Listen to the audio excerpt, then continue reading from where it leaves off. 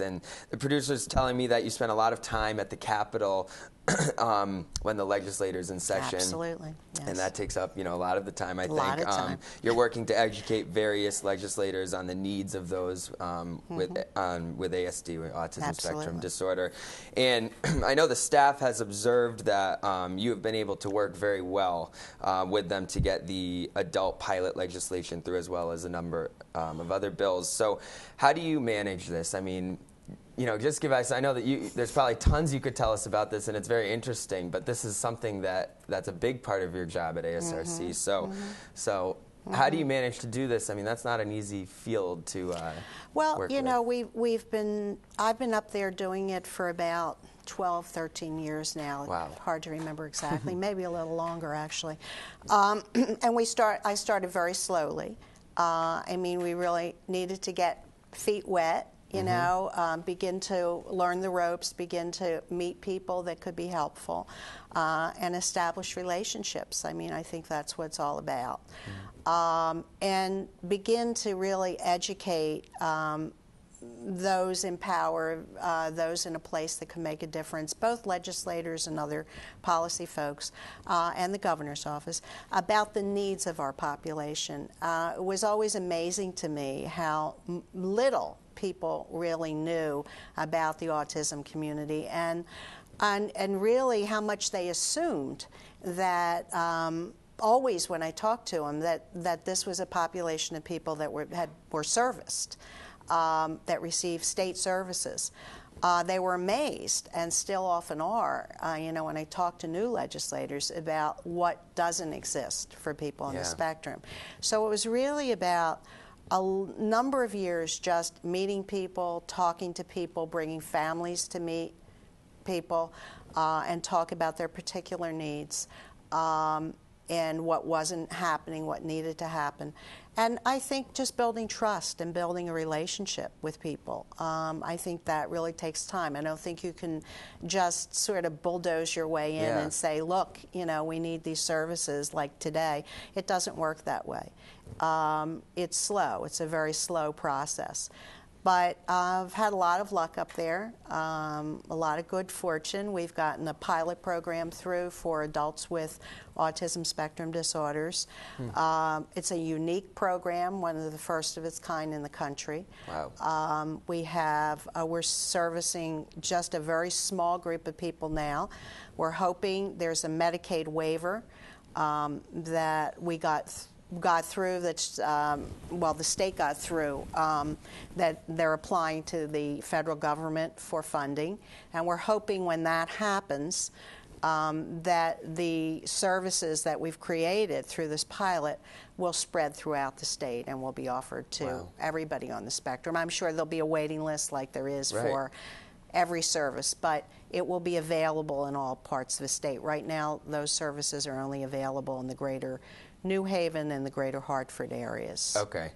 Now, so it really sounds like the way you began getting involved in the legislator area is to kind of just let them know, it's knowledge first. It wasn't, you didn't go in asking for a bill to be, or, something not significant. Immediately. You were just letting them know, letting them know who you were, letting them know about autism in general, and that's kind of how you got started, right? I mean, and really letting them know that services did not exist for a very challenged group, and that this is a lifelong disability, and services should be put in place that they were needed. Yeah, and that takes time. Takes a lot of time. Yeah. What would you say is the number one, or one of the number one things that shocked the people, the legislators most?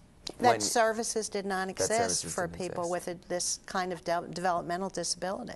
So. I mean, they really, the general public can't believe it, when you tell them. And people assume that the legislature knows everything.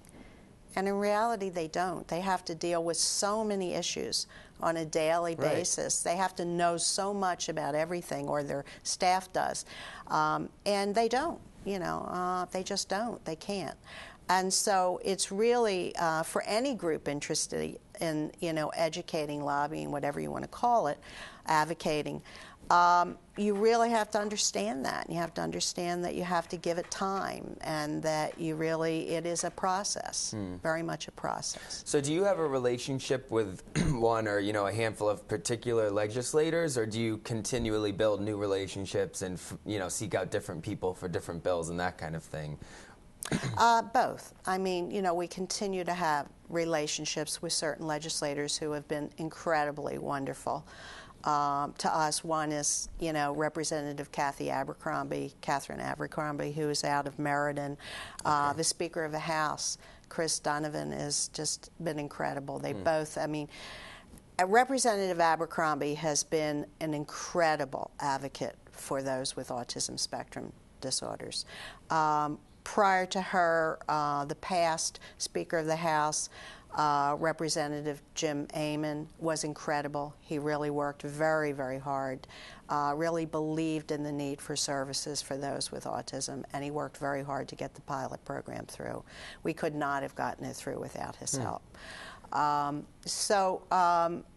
are numbers of legislators up there.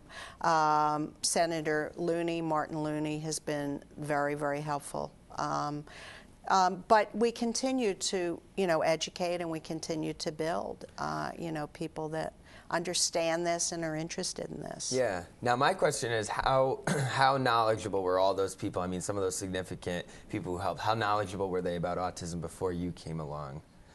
Well, I would say, with the exception of Representative Abercrombie, they weren't, really. Wow. I remember meeting with, the first time, with Speaker of the House Amon in Milford with about 100 of his constituents at Town Hall in Milford, and we were there for about 3 hours in the morning. He gave us about 3 hours of his time. It was a summer morning, and he was amazed. He was absolutely amazed, and he was really struck by the fact that these folks didn't receive services. It really bothered him. Wow. You could see it as we were talking.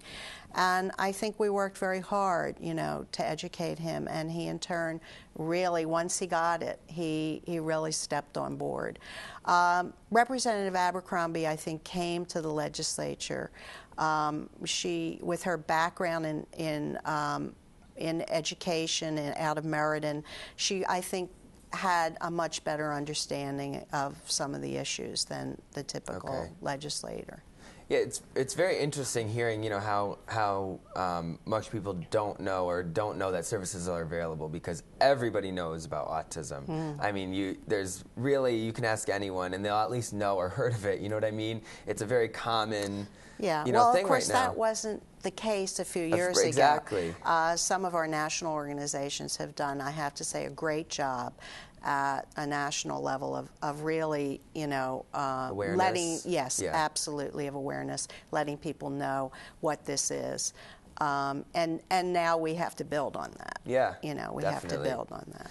So, in addition to your, daily duties at A.S.R.C, executive director, you also work with a number of state agencies and volunteer positions to help foster better services and that kind of thing, which we kind of touched on, mainly with adults, correct? Yeah. With the autism spectrum disorder. So, what are these positions? I mean, you kind of touched on the adult services. Well, adult services are really a passion for me. I mean, the center really addresses the needs of folks on the spectrum across the age